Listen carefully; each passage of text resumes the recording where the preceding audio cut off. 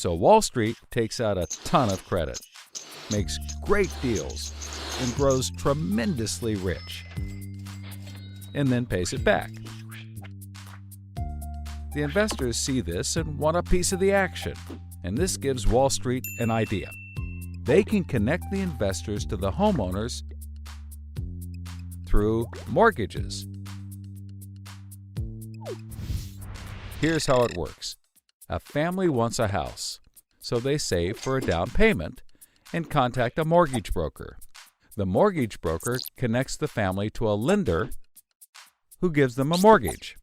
The broker makes a nice commission. The family buys a house and becomes homeowners. This is great for them because housing prices have been rising practically forever. Everything works out nicely. One day, the lender gets a call from an investment banker who wants to buy the mortgage. The lender sells it to him for a very nice fee. The investment banker then borrows millions of dollars and buys thousands more mortgages and puts them into a nice little box. This means that every month he gets the payments from the homeowners of all the mortgages in the box. Then he sicks his banker wizards on it to work their financial magic, which is basically cutting it into 3 slices: safe, okay, and risky. They pack the slices back up in the box and call it a collateralized debt obligation, or CDO. A CDO works like 3 cascading trays. As money comes in, the top tray fills first, then spills over into the middle, and whatever is left into the bottom. The money comes from homeowners paying off their mortgages. If some owners don't pay and default on their mortgage, less money comes in and the bottom tray may not get filled.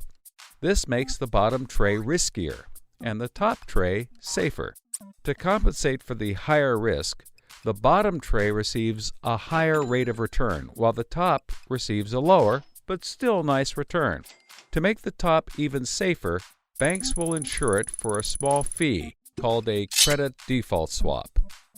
The banks do all of this work so that credit rating agencies will stamp the top slice as a safe, AAA rated investment, the highest, safest rating there is. The OK slice is BBB, still pretty good, and they don't bother to rate the risky slice. Because of the AAA rating, the investment banker can sell the safe slice to the investors who only want safe investments. He sells the OK slice to other bankers, and the risky slices to hedge funds and other risk takers. The investment banker makes millions. He then repays his loans. Finally, the investors have found a good investment for their money, much better than the 1% Treasury bills. They're so pleased they want more CDO slices. So the investment banker calls up the lender, wanting more mortgages. The lender calls up the broker for more homeowners, but the broker can't find anyone. Everyone that qualifies for a mortgage already has one, but they have an idea.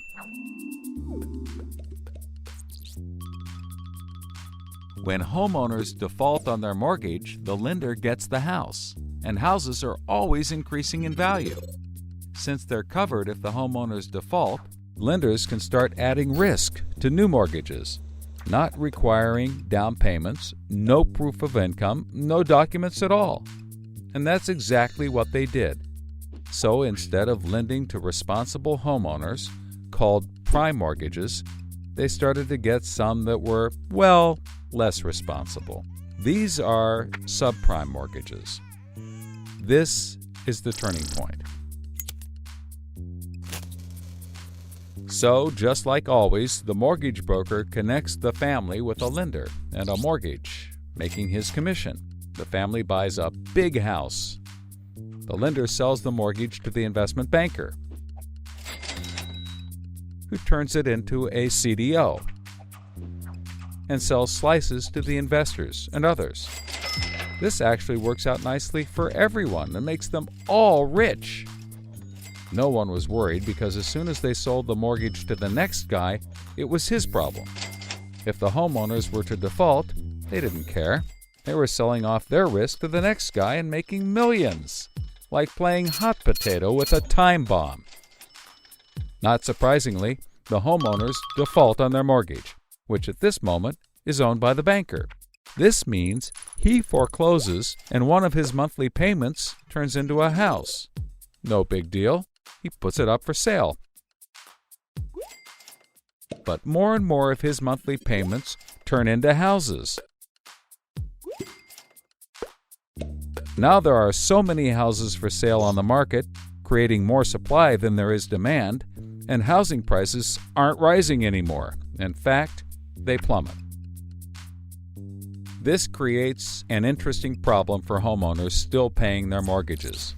As all the houses in their neighborhood go up for sale, the value of their house goes down, and they start to wonder why they're paying back their $300,000 mortgage when the house is now worth only $90,000. They decide that it doesn't make sense to continue paying, even though they can afford to, and they walk away from their house. Default rates sweep the country, and prices plummet. Now the investment banker is basically holding a box full of worthless houses. He calls up his buddy, the investor, to sell his CDO, but the investor isn't stupid and says, no thanks. He knows that the stream of money isn't even a dribble anymore.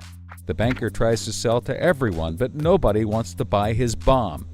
He's freaking out because he borrowed millions, sometimes billions of dollars to buy this bomb, and he can't pay it back. Whatever he tries, he can't get rid of it. But he's not the only one. The investors have already bought thousands of these bombs. The lender calls up trying to sell his mortgage, but the banker won't buy it, and the broker is out of work. The whole financial system is frozen, and things get dark.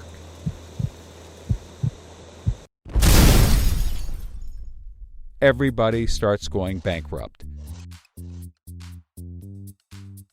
But that's not all. The investor calls up the homeowner and tells him that his investments are worthless.